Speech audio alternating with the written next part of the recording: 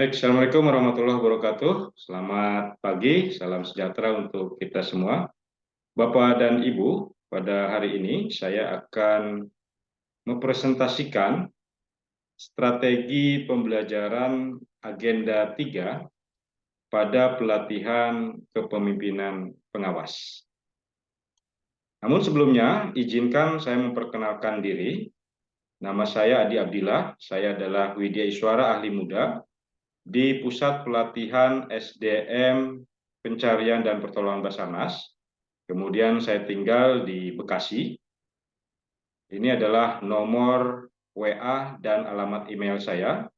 Kemudian pendidikan, saya menamatkan S1 dan S2 di Universitas Negeri Jakarta, jurusan Teknologi Pendidikan. Bapak dan Ibu sekalian, dasar hukum yang digunakan pada penyelenggaraan pelatihan kepemimpinan pengawas ini adalah Keputusan Kepala Lembaga Administrasi Negara nomor 1 garis miring K.1 garis miring PDP titik 07 garis miring 2023 tentang kurikulum pelatihan struktural kepemimpinan, di mana penyelenggaraan PKP ini sesuai kurikulum ini adalah dilaksanakan secara blended learning. Bapak dan Ibu sekalian, adapun kelompok mata pelatihan sesuai kurikulum PKP itu ada mata pelatihan inti, kemudian mata pelatihan dasar, dan mata pelatihan pilihan. Mata pelatihan inti terdiri dari agenda pembelajaran 1, ya, kepemimpinan Pancasila dan bela negara, kemudian agenda kepemimpinan pelayanan atau agenda 2, kemudian ada agenda 3 yaitu pengendalian pekerjaan, dan agenda 4 aktualisasi kepemimpinan pelayanan. Adapun mata pelatihan dasar diberikan sebanyak 24 JP, terdiri dari SAP Resilience dan GETSI, kemudian ada keterampilan digital atau digital skill. Kemudian diberikan juga mata pelatihan pilihan sebanyak 6 mata pelatihan dan sifatnya adalah pilihan. Dilakukan secara self learning, ya Bapak Ibu. Baik, kita lanjutkan. Adapun tahapan pelaksanaan dan output yang dihasilkan dalam pelatihan kepemimpinan pengawas secara blended learning ini adalah yang pertama, pada tahap pembelajaran mandiri, output yang dihasilkan oleh peserta adalah yang pertama identifikasi potensi diri. Kemudian peserta diminta untuk membuat 3 esai, ya, terkait dengan agenda 1, 2, dan 3. Ini dikerjakan secara individu. Kemudian tahap berikutnya adalah tahap e-learning, ada pembelajaran sinkronus dan pembelajaran asinkronus. Nah, pada tahap e-learning ini peserta akan melakukan pendalaman mata pelatihan agenda, ya, dan ada penugasan yang sifatnya individu dan penugasan yang sifatnya kelompok. Kemudian tahap berikutnya adalah pembangunan komitmen bersama. Output yang dihasilkan pada tahapan ini adalah identifikasi masalah atau tantangan dan komitmen, gitu ya. Kemudian tahap berikutnya adalah pembelajaran klasikal tahap 1. Output yang dihasilkan adalah laporan studi lapangan individu dan kelompok, kemudian evaluasi akademik dan rancangan aksi perubahan, serta identifikasi potensi diri dan rencana pengembangan. Tahap berikutnya adalah aktualisasi kepemimpinan pelayanan, ya. Output yang dihasilkan adalah pelaksanaan aksi perubahan dan mentoring pengembangan potensi diri. Selanjutnya, tahap akhir adalah pembelajaran klasikal tahap 2, yaitu seminar aksi perubahan dan laporan pengembangan potensi diri. Baik, Bapak dan Ibu, berikutnya adalah mata pelatihan agenda 3 PKP, ya. Untuk memudahkan penyampaian materi, kami kelompokkan mata pelatihan agenda 3 ini ke dalam 4 kelompok. Jadi agenda 3 ini ada 7 mata pelatihan, dan kami bagi menjadi 4 kelompok, gitu ya. Kelompok pertama adalah komunikasi dalam pelayanan publik, kemudian pelayanan publik digital. Nah, kelompok 2 mata pelatihan perencanaan kegiatan pelayanan publik dan penyusunan RKA pelayanan.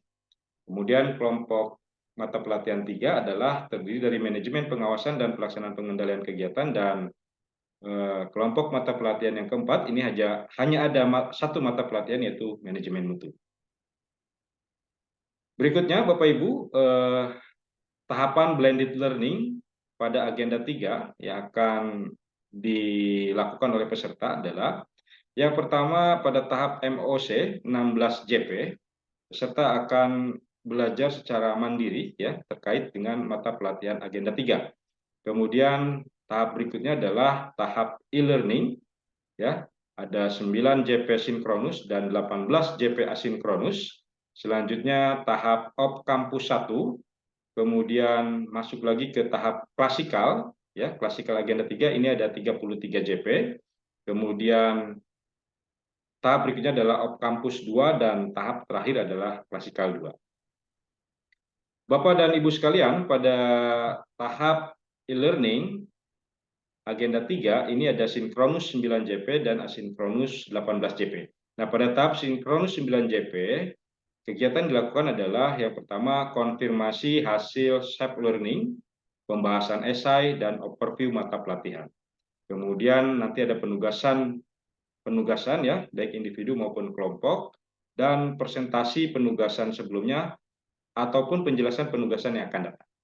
Kemudian pada tahap asinkronus selama 18 JP, peserta akan belajar secara mandiri untuk mendalami materi ya. Kemudian ada penugasan individu dan penugasan kelompok yang harus dikerjakan oleh peserta. Selanjutnya Bapak Ibu, ini adalah kegiatan pembelajaran yang akan dilakukan pada tahap e-learning atau distance learning ya.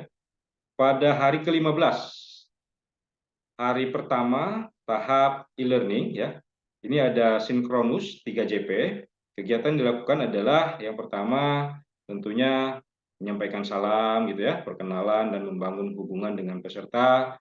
Kemudian berbagi pengalaman sub learning. Ya, sub learning yang dilakukan oleh peserta.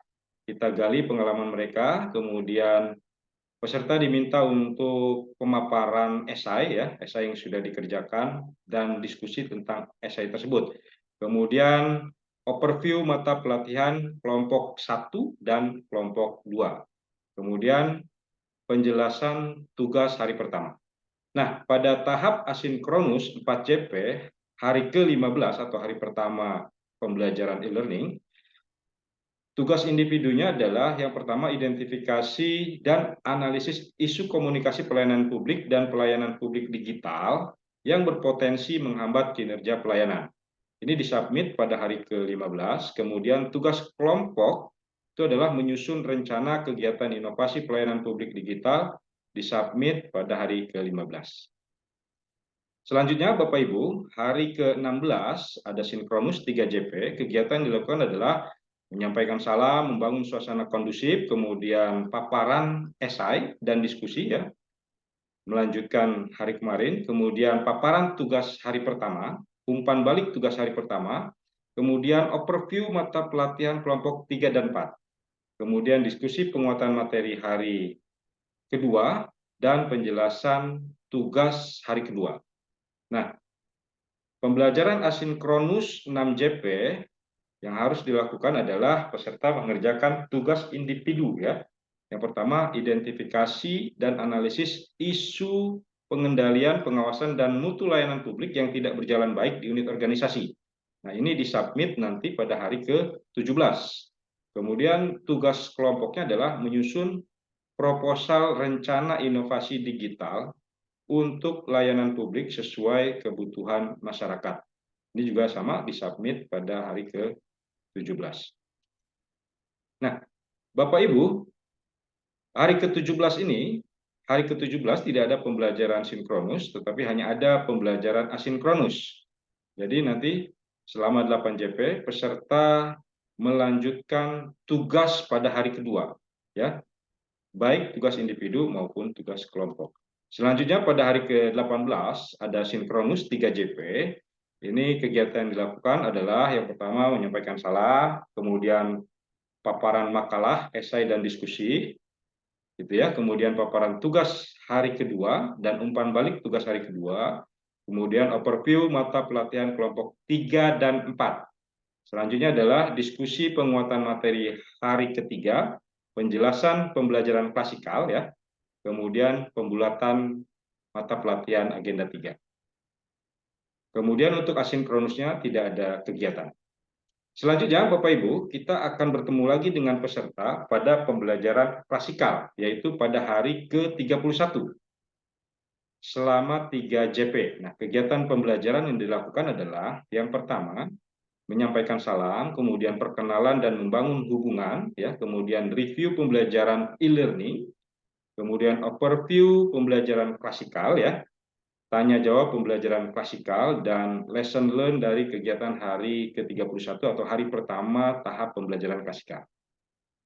Selanjutnya adalah hari ke-32, ini ada 12 JP, ya. Kegiatan pembelajaran yang dilakukan adalah menyampaikan salam, membangun suasana kelas yang kondusif, kemudian peserta kita bagi kelompok, ya. Kita bagi menjadi 5 kelompok, masing-masing kelompok 8 orang, dan masing-masing kelompok itu berdiskusi dengan kelompoknya tentang identifikasi dan analisis isu pelayanan publik.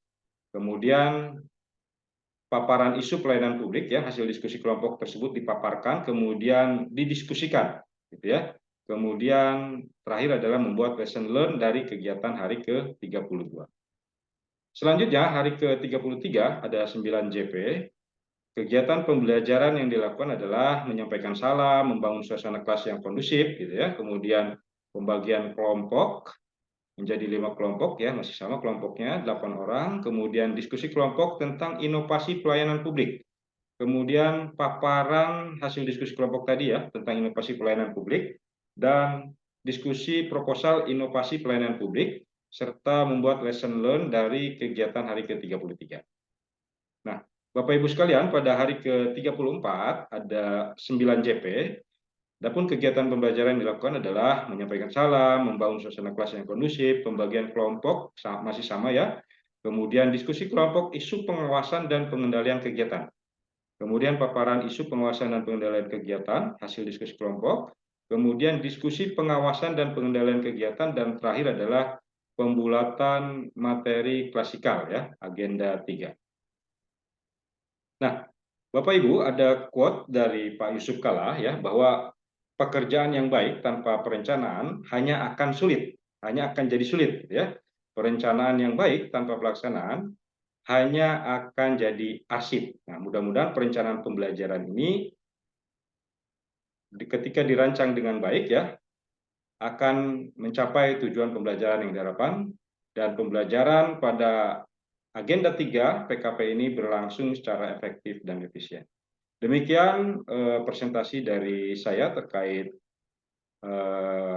strategi pembelajaran agenda 3 pelatihan kepemimpinan pengawas. Kurang lebihnya mohon maaf. Terima kasih. Assalamualaikum warahmatullahi wabarakatuh.